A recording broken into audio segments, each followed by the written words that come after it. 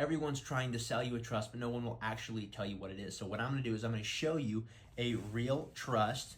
This is a trust, and I'm going to explain to you one of the most key things inside that trust, and that is actually the certificate of trust right here. Now, the certificate of trust is essentially the overview of the trust. This is going to say what the EIN number is, what's the purpose of the trust.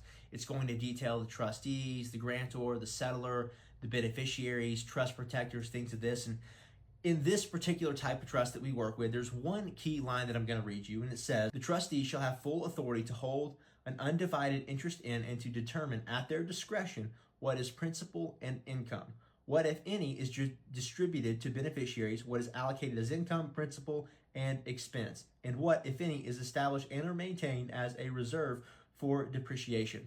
And what that is really going over is what I've got on the board right there, and that is the principle of fiduciary accounting. So when we have our fiduciary accounting on our gross receipts, it's up to the trustee based on the governing documents, which say it's up to the trustee, as well as UPIA law, which says it's up to the governing documents, and the governing document says it's up to the trustee, that we can divide our income up into a couple of different buckets. We can have distributions for beneficiaries, we can pay trustees, we can pay other expenses, we can retain income in the trust as D&I, or we can even allocate funds to the principal or corpus of the trust.